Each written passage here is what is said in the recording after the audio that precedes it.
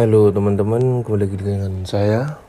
Di sini ada berita terbaru mengenai Nasdaq. Nah, di sini Wall Street melemah setelah rilis risalah rapat The Fed. Nasdaq anjlok 3%. Nah, ini menurut indeks Dow Jones ditutup melemah 1,07%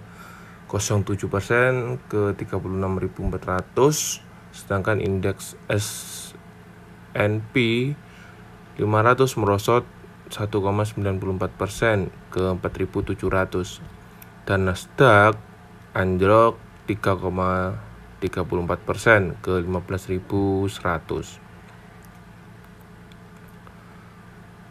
Nah, di sini di bisnis.com Jakarta, bursa saham Amerika memperdalam pelemahan pada akhir perdagangan setelah rilis risalah pertemuan Federal Reserve terakhir menunjukkan kemungkinan kenaikan suku bunga lebih awal dan lebih cepat.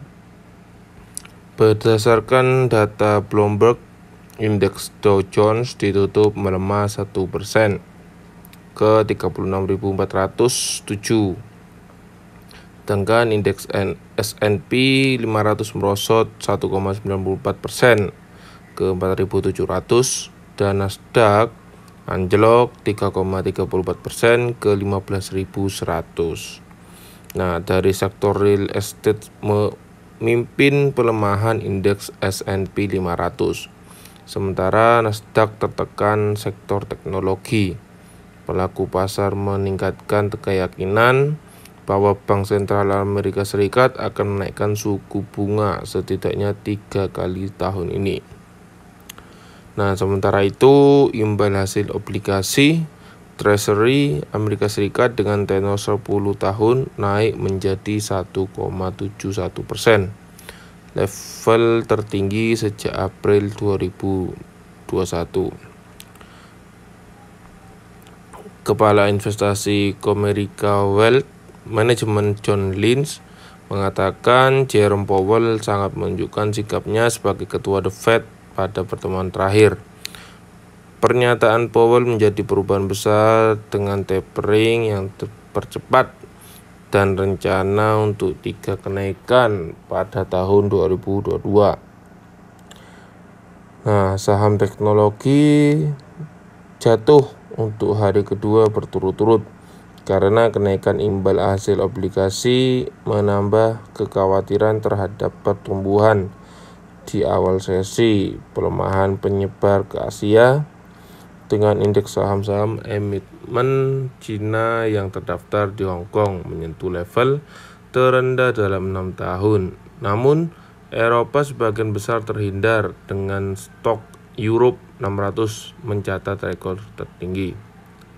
Nah, pada awal risalah FOMC bulan Desember terlihat hawkish dan reaksi pasar pendukung ini, kata Cliff Holt, kepala investasi Cornerstone Wealth. Fakta bahwa peserta FOMC mendiskusikan kenaikan suku bunga yang lebih cepat dan lebih agresif di samping laju normalisasi neraca yang lebih cepat daripada kenaikan terakhir, menunjukkan bahwa Fed telah memperkirakan pasar saham kembali melemah. Nah, pelaku pasar sebagian besar telah mengalihkan perhatian ke pengetatan kebijakan moneter, namun kekhawatiran pertumbuhan global masih menghantui. Hong Kong menerapkan kembali pembatasan sosial dan menghentikan penerbangan dari beberapa 8 negara. Sementara itu, penutupan sekolah di Amerika Serikat semakin cepat karena jumlah kasus yang melonjak. Nah, sejauh ini data menunjukkan ekonomi Amerika Serikat mampu bertahan dalam menghadapi varian Omicron menjelang data non-farm payroll Amerika Serikat hari Jumat.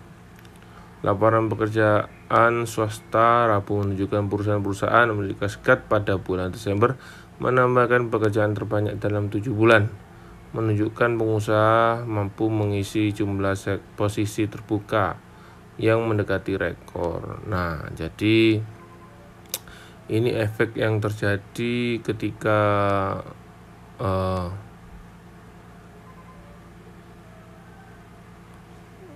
masih adanya varian terbaru dari virus Omicron ini salah satunya membuat Nasdaq anjlok. Dan di sini tidak bisa dipungkiri kalau semua keputusan menjadi tanggung jawab bersama. Oke teman-teman, mungkin itu aja dari saya. Jangan lupa like, share, komen, subscribe. Kalau teman-teman mau informasi terbaru silakan tanyakan di kolom komentar, nanti akan saya jawab. Dan jangan lupa selalu memberikan atau pertanyaan yang memang kita bisa buat analisa.